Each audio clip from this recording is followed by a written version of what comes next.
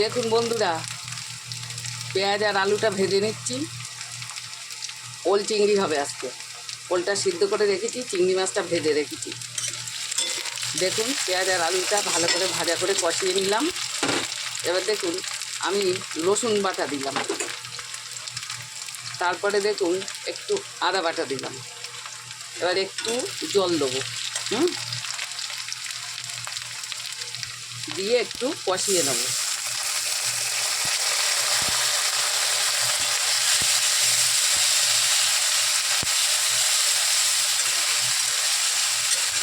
এইবার লবণ দেবো, দেখুন লবণ দিলাম। এবার একটু নাড়াচাড়া দিয়ে মিশিয়ে দিই। এবার হলুদ দেবো, দেখুন হলুদ দিলাম, দিয়ে আবার একটু নাড়াচাড়া দিয়ে মিশিয়ে দেবো।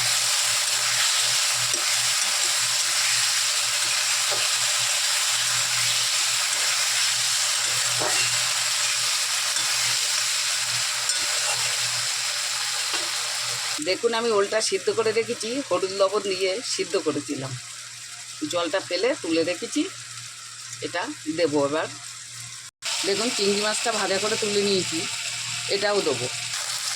দেখুন আমি 1 চামচ পরিমাণ মতন লঙ্কার গুঁড়ো দিলাম, দিয়ে এবার একটু নাড়াচাড়া দিয়ে মিশিয়ে দিই।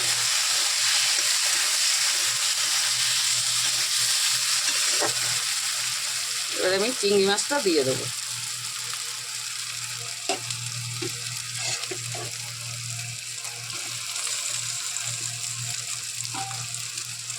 এবার এটার সাথে একটু কষিয়ে নিই।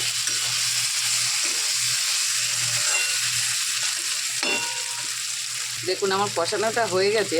এবার আমি ওলটা সিদ্ধ ওলটা দিয়ে দিলাম, দিয়ে এবার একটু নাড়াচাড়া দিয়ে ভালো করে মিক্স করে নিই।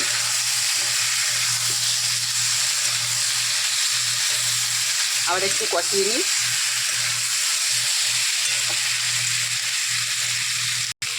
দেখুন সামান্য একটু মিষ্টি দিলাম, দিয়ে একটু ভালো করে কষিয়ে নিই।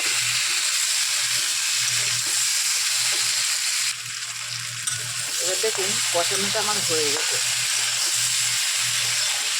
এবার আমি জল দেবো,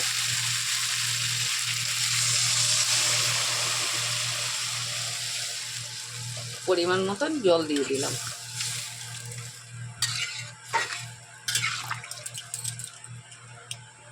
এবার ঢেকে দিই।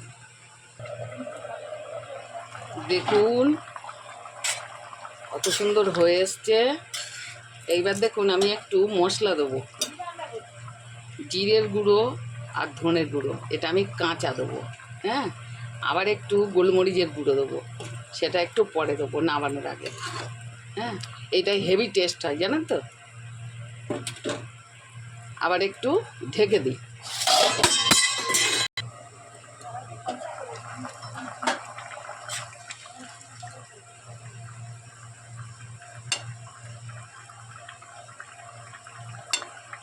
সিদ্ধ হয়ে আসছে, এখনো বাকি আছে একটু,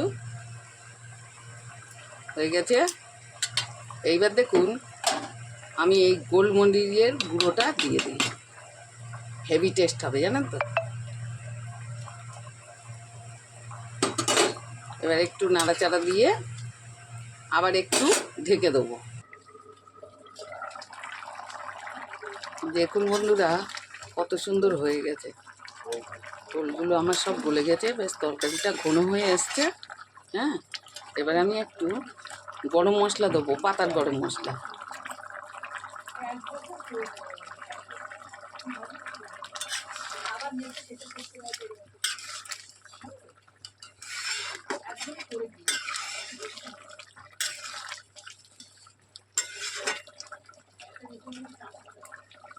এবার আমি একটুখানি ফুটুক, আমি নামিয়ে নেব। দেখুন আমি একটা জায়গা নিয়ে নিয়েছি, এবার আমি নামিয়ে নেব।